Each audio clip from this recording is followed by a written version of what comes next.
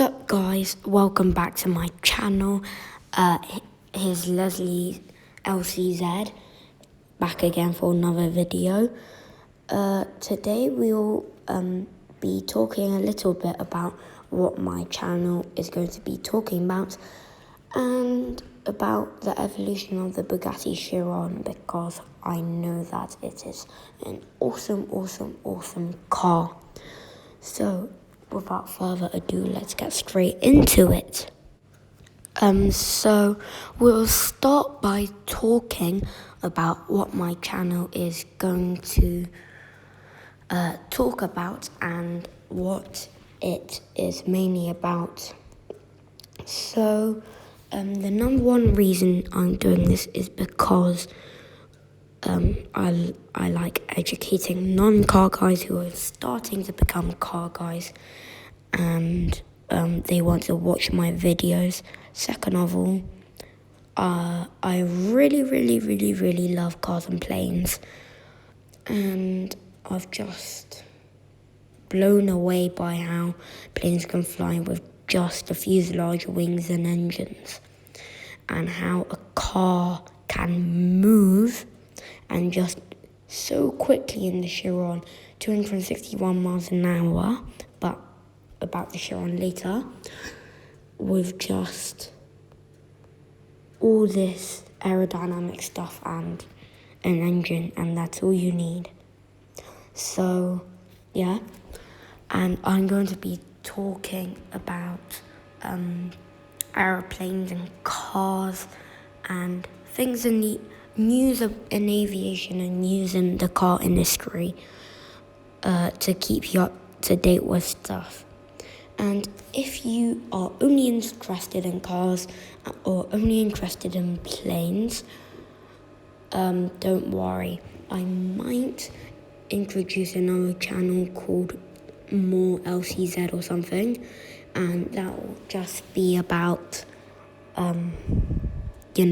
planes or cars, and just about whichever one I choose. So, yes, over to the Chiron. As you just saw, those were some photos of the exterior and interior of the Bugatti Chiron. And the Chiron is an evolution of the Bugatti lineup, but to tell you about it, I need to go back in time to 2005. So, actually 1990. So, Bugatti launched the EB110, and that was one of the world's fastest cars when it launched. Insane engine, and Michael Schumacher purchased one, which made Bugatti feel proud. And then blah blah blah, quite successful but very limited run, blah blah blah, 110 units. And then fast forward to 2005, Bugatti want to claim the world's fastest production car record. So the Veyron is launched at that year's Geneva Motor Show. And then from then, I think they claim the title, but then that's not enough, obviously, for Bugatti. So they launched the Sport, the Grand Sport, the Grand Sport Vitesse, the Sport Vitesse. And then, fast forward a bit more to 2008, they launched the Super Sport, which then beats the Veyron's record as the world's fastest production car, achieving around 271 or 272 miles an hour, which is insane. And yes, so they do some limited run stuff, and what's it called? Mansouri get hold of the car, tune it, and then I think it's called the Mansouri Venturia, which in Italian means I will win.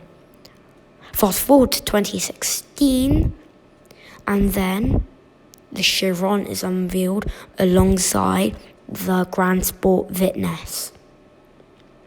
So, the Chiron is essentially a next generation in the lineup, starting from the EB110 to the Veyron and now the Chiron. And it came with coupe. It was only available in coupe, and it still is only available in coupe, but it didn't claim the world title. And Bugatti was super annoyed because Koenigsegg took their Agera RS to a closed Nevada highway, and then they had a world record as a world's fastest production car with 284 miles an hour, which is even more insane. And then Bugatti launched the Chiron, and then in 2017 or 2018, something interesting happened. They introduced a sky view, which is 2 glass panels in the roof, one for the driver, one for the passenger, and they're separate because the Bugatti like to keep the passenger and the driver in separate bits of the car. And it's really nice. It floods the cabin with lights. And then 2019 Geneva Motor Show, they launched the Chiron Sport, which is a super fast car. They didn't change anything to the W16 engine. All they did was increase downforce a little bit and strip some of the sound insulation and weight from the car. So normally the Chiron's 2 tons, and then they strip 27 kilograms, which is, the weight of a 7-year-old child, 8-year-old child. And then 5 months ago, they now reclaimed the title with the Chiron Super Sport 300 Plus. Now the name gives you a hint. It can do 304.77 miles an hour, which equals to 490.484 kilometers an hour, which is insane, I know. And the speedometer needs to go up to 500 kilometers an hour, which is ridiculous. Okay, enough talking, and let's see some photos. Now, the beauty of owning a Bugatti is that if you buy one, you pretty much get unlimited customization. In the headrest, there's stitching that says Chiron, and same with the Super Sport 300 Plus and the Sport and the Hermes edition.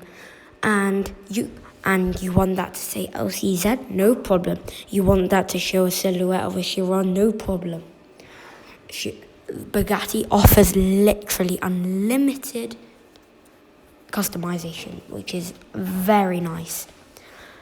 And Bugatti will go very far to please a customer.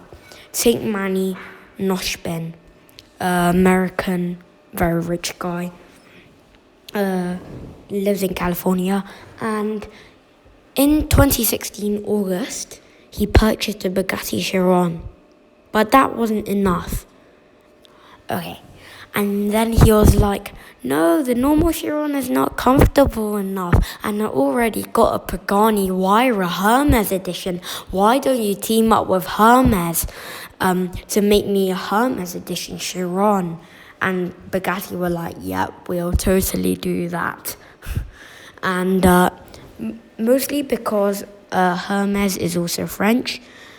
And also because Manny Koshbin will stop at nothing to get a Hermes edition Chiron if he wants one. So Bugatti did it. He got it 3 or 4 weeks ago from now, and It is really cool. I recommend you watch his videos on it. And then, yes, there is a literally unlimited amount of paint options. You can have satin finish, chrome finish, exposed carbon fiber, and then the carbon fiber can be chrome, satin, metallic. Oh no, it can't be metallic. But anyway, it is really nice. And the Chiron Sport and the Super Sport come with carbon fiber windscreen wipers. The first ever, which is ridiculous. Oh yeah, and the rear radiators are massive. 10 cooling outlets on the Chiron, which is ridiculous. So that's another one of my videos. This is LCZ signing out.